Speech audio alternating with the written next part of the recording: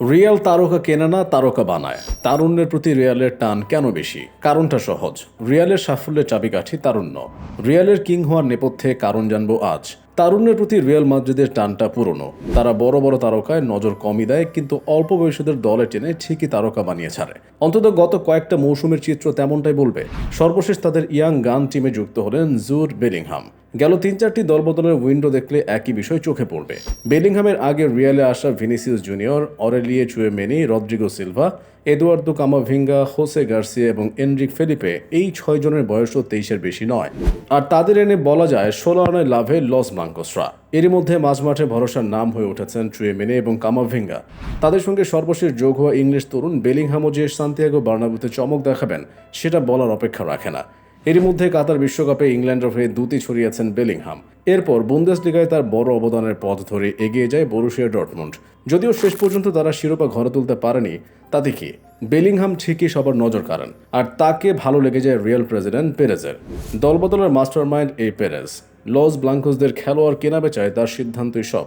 Coach কিংবা তারকা কোনো খেলোয়াড়ের মতামত তেমন প্রাধান্য দেওয়া হয় না, যেটা তাদের জন্য নেতিবাচক নয়, বরং ইতিবাচক হিসেবে দেখা দিয়েছে। এছাড়া আক্রমণ ভাগেও এখন তারুণ্যের দাপট। 2 ব্রাজিলিয়ান গান, রদ্রিগো এবং ভিনিসিয়াসই চালাবেন আগামী মৌসুম। তাদের সঙ্গে হয়তো যোগ হতে পারে অভিজ্ঞ কোনো নাম। সেখানে এতদিন জোরসোরে শোনা যায় হ্যারি কেইনের কথা। কিন্তু কিলিয়ান এমবাপ্পে পিএসজির সঙ্গে চুক্তি নবায়ন না করার জন্য চিঠি দেওয়ার পরপরই পেরেজ তার চালটা একটু ঘুরিয়ে নিলেন। তার নজর এখন প্যারিসে। এর আগেও 2 দফায় কিলিয়ানকে আনার চেষ্টা করে সফল হয়নি রিয়াল। এবার তাই শক্ত হাতে নেমেছেন ক্লাবটির কর্তারা। 150 বা 250 মিলিয়ন ইউরো দিতে প্রস্তুত মাদ্রিদের ক্লাবটি। এখন সবকিছু ঠিকঠাক হয়ে গেলেই হয়।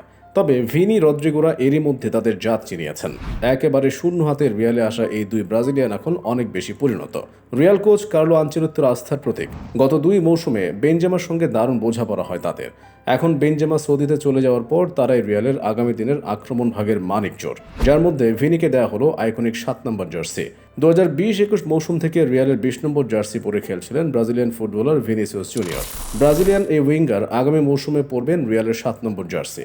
জার্সি নম্বরে পরিবর্তন এসেছে আরেক ব্রাজিলিয়ান তারকা রদ্রিগোরও। তিনি এখন থেকে পরবেন 11 নম্বর জার্সি। ভিনিসিয়াসের 20 নম্বর জার্সিটি নতুন মৌসুমে গায়ে দেবেন রায়ো ভায়োকানো থেকে রিয়ালে যোগ দেওয়া ফ্রান গার্সিয়া।